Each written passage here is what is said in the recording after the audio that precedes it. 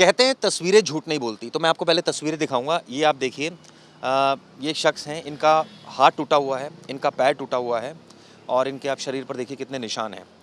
अब आपको पूरा माजरा बताता हूँ। दरअसल इनका नाम है, ये खुद ही बताते हैं, क्या नाम है आपका? जी, मेरा नाम जितेंद्र शर्मा है। हाँ। ये आपकी हालत कैसे हुई, किसने ये हालात कर दिया? ये साहब हमारे यहाँ एक लोकेंद्र सिंह नाम के डकैत हैं। उनका काम ही है रॉबरी करना। तो उन्होंने 27 फरवरी को हमारे घर में डाका डाला, जिसमें ये साहब हमारे हाथ पांव तोड़ दिए, हमारी पत्नी के भी हाथ तोड़ दिया, उसके भी सरिया पड़ी है, बच्चे को भी मारा, उसकी ऑप्टिक नर्व डैमेज हो गई है साहब। और पुलिस कुछ भी कार्रवाई नहीं करती जो लोकल स्तर की है। वो जब हमें मार गए तो 15 दिन बाद हम एसपी साहब के यहाँ गए, तब कहीं जाकर हमारी वो एफआईआर दर्ज हो गई। लिखित कंप्लेन आपने कोई दी है, मतलब कुछ हाँ, कंप्लेंट साहब। दिखाना चाहेंगे? हमने साहब ये कंप्लेंट दिया था, ये लिखित कंप्लेंट ये रहा हमारा, ये देखिएगा 28 फरवरी को। अच्छा, ये साहब। आपका नाम जितेंद्र शर्मा जी जी, आपको ये कन्हैया हमारी पत्नी ने दिया, कन्हैया ओके। बाबा हमारा निकनेम है। आपका निकनेम है जी। कन्हैया। और आपने किसको किसको सीसी किया है, किस किस को दिया है आपने? ये साहब ये हमने थानेदार साहब को दिया था। ओके जी, ये उसकी कोर्ट की सेटिस्फाइड कॉपी है। ठीक है, इसमें बताइए, मुकदमा तो आपका दर्ज हुआ, कहानी क्या है? आपका कुछ संगीत का विद्यालय, पूरी कहानी बताइए। जी साहब, हमारा वहाँ संगीत का विद्यालय चलता है और प्राकृतिक चिकित्सा केंद्र चलता है, और बराबर में एक बियर का ठेका है हमारे, जो आबादी क्षेत्र में है।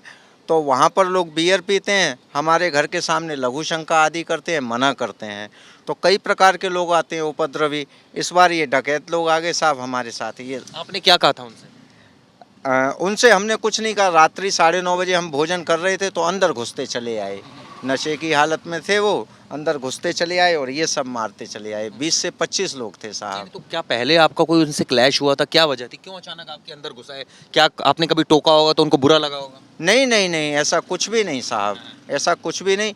वो लोग हैबिचुअल ऐसा करते हैं, उनकी आदत है। उन पर पहले भी डकैती के मुकदमे दर्ज हैं साहब। तो ये आपने मुकदमा दर्ज करा, इसमें पुलिस ने आरोपी को गिरफ्तार किया? जी किया था, लेकिन वो आरोपी छूटे आया। 14 दिन डिले हमारी एफआईआर दर्ज हुई, तो ये कारण से वो छूटे आया। उसने हम पे दोबारा हम पे हमला कर रहा है। हम तो 4 महीने से इसी वैन को हमारा घर है साहब, मैं और हमारे बच्चे इसी में घूम रहे हैं देख सकते साहब। हैं, टेबल फैन भी लगा है चिराग जी, और टेबल फैन लगा है, और इसी को ये घर बना के रह रहे हैं। ये इतना दहशत में है कि अपने घर नहीं जा रहे हैं रहने के लिए, और ये इसी छोटे से घर को यहाँ वहाँ घूम रहे हैं, सर्वाइव कर रहे हैं, क्योंकि इनके अंदर दहशत इतना है कि बोल रहे हैं कि लोकल लेवल पे पुलिस हेल्प नहीं कर रही। पुलिस का ऐसा कहना है कि किसी के पास भी चले जाओ आपको हेल्प नहीं मिलेगी। और ये इनकी पत्नी है जो इनके साथ ही है। आप किस तरह से, क्या इंसिडेंट हुआ था, आप कुछ बता सकेंगे उस रात क्या हुआ था आप लोगों के साथ? ये वो लोग एक संग घर में घुस आए और मारा पीटी करनी चालू कर दी उन लोगों ने। पुलिस को फ़ोन भी किया, पुलिस आई, थोड़ा लेट आई, लेकिन उन्होंने एफआईआर 14 दिन तक डिले की, इस वजह से उन लोगों को जमानत मिल गई। अच्छा, आपने 14 दिन से, आप जब से इंसिडेंट तब से आप लोग इसी गाड़ी को अपना सहारा बना लिए, इसी में रह रहे आप लोग? जी ओके, ये आपके साथ हैं, ये आपके बेटे हैं? जी हाँ। आप अभी पढ़ाई कर रहे हो कुछ? क्या पढ़ाई कर रहे हो? बीएससी सेकंड ईयर में तो हूँ। बीएससी सेकंड ईयर, अभी शायद एग्ज़ाम भी चल रहे हैं, तो आप अपना एग्ज़ाम छोड़कर पापा के साथ हो यहाँ? जी जी। अच्छा, तो क्या हुआ था, क्या इंसिडेंट? ये लोग पहले एरिया में आपको जानबूझ के परेशान ऐसे क्या करते थे? नहीं, जानबूझ के नहीं, ये लोग उस दिन आए थे, उसके बाद से ये लोग हमें वहाँ पे रहने भी नहीं दे रहे हैं। मेरी जो चोट लगी थी उससे मेरी एक आंख डैमेज हो गई, उससे दिखना बिल्कुल बंद हो गया है। तो उन लोगों ने क्या किया है, अब वहाँ पे उनने जमानत ले ली हाई कोर्ट से 14 दिन डिले के बेस पे, और उनने दोबारा से आके हम पे 19 तारीख को, 19 मई को हम पे दोबारा से हमला कर दिया। मतलब जमानत के आने के बाद उन्होंने वापस से आपके ऊपर हमला कर। चिराग जी, जो सिचुएशन यहाँ ऐसी है कि ये जमानत पे वो आ गए, मुझे लग रहा है कि ये परिवार इतना ज़्यादा डरा हुआ है, जिसकी वजह से परिवार अब इस गाड़ी में इन्होंने अपना घर बना लिया है। ये अपने घर नहीं जा पा रहा है, और ये अब देखिए, मैं दिखाना चाहूँगा, ये गाड़ी इन्होंने अपना घर बना लिया। तमाम इनके पास ये डॉक्यूमेंट्स हैं, जो इनके medical all India institute of medical sciences से इनका इलाज चल रहा है। और ये मतलब आपने इस ओमनी वैन को अपना घर बना लिया? हाँ साहब, यही है साहब, इसी में हम अपना समय काट पा रहे हैं साहब। वजह क्या है? वजह डर है, दहशत है। अब 2 बार हमला हो गया है हम पे जानलेवा, अब बस हम क्या करें समझ नहीं पा रहे हैं साहब। कैसे जिएं, कैसे आगे का जीवन काटें। और साधारण से स्वयंसेवक हैं हम। ये बच्चा भी संघ का प्रथम वर्ष शिक्षित है, और इसके दादाजी भी संघ के क्षेत्र प्रचारक जी हैं। लेकिन कोई भी हमको वो नहीं हो पा रही है, क्योंकि संघ के लोग किसी को सिफारिश आप भी नहीं जब करते। पुलिस के पास गए, आपने जब पुलिस से मदद मांगी तो पुलिस ने अब आपका क्या, आपने तो पुलिस ने एक तरह से कहा जाए इनडायरेक्टली आपकी मुकदमा दर्ज किया, आरोपी को गिरफ्तार किया, उसके बाद आरोपी ने फिर दोबारा आपके ऊपर हमला किया।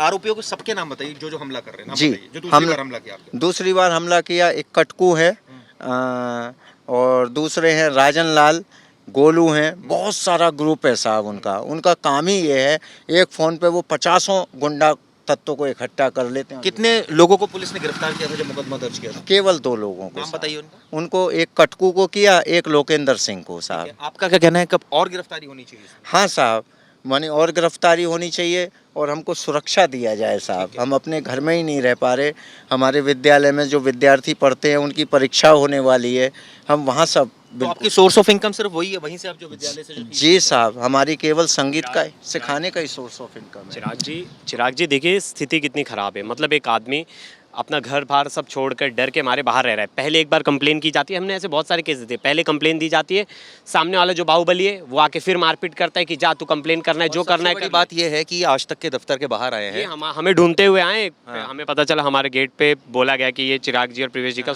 देखते हैं, तो ये उन हमसे मिलना चाहते हैं, क्योंकि हम जनता की बात और लोगों की बात आप तक रखते हैं। और ये इतने दूर से आए और हमारा ये कर्तव्य बनता था कि हम इनकी बात वहाँ के एसपी तो हम चाहते डीएसपी हैं जो एसएसपी हाथरस है, वहाँ के जो लोकल पुलिस थाना, आप बताइए कौन सा है? थाना चंदपा साहब, थाना चंदपा और हाथरस कोतवाली। ठीक है, हाथरस कोतवाली थाना चंदपा, यहाँ हम चाहते हैं जो पुलिस अधिकारी हैं अगर इस खबर को देख रहे हैं और वो इसमें सख्त से सख्त कार्रवाई करें आरोपियों के खिलाफ।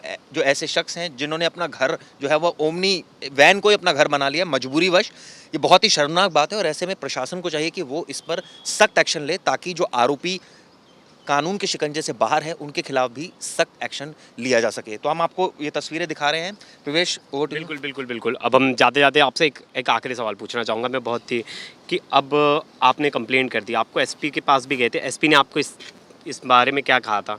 एसपी साहब ने बस ये लिख दिया, उनके आदेश से एफआईआर जरूर दर्ज हो गई साहब। आपने ये कंप्लेंट की थी कि मुझे सुरक्षा दी जाए, मुझे जान को खतरा है या जो भी? ये पूरा लिखा हुआ है, हमने लिख कर दिया साहब, जान का खतरा है। और एसएचओ क्या बोल रहे हैं, जो आपके यहाँ के एसएचओ वो क्या बोल रहे हैं इसमें? वो कहते हैं तुम कहीं भी जाते रहो, जो हमें करना है हम वही करेंगे, इस प्रकार का साहब उनका अच्छा, वो मतलब है। आपके साथ कॉपरेट नहीं करे। तो जी देख रहे हैं कि स्थिति बहुत दयनीय है और बहुत ही मतलब फैमिली एक अपना घर होते हुए उसे छोड़ के एक ओमनी वैन में रह रहे हैं और बहुत दूर से आके शहरों के चक्कर लगा रहे, चक्कर काट रहे कि कोई इनकी हेल्प कर दे। बहुत लोगों के पास ये गए हेल्प मांगने, किसी ने इनकी सुनी नहीं।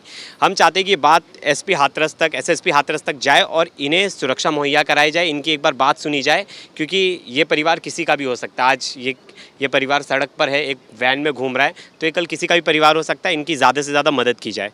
धन्यवाद।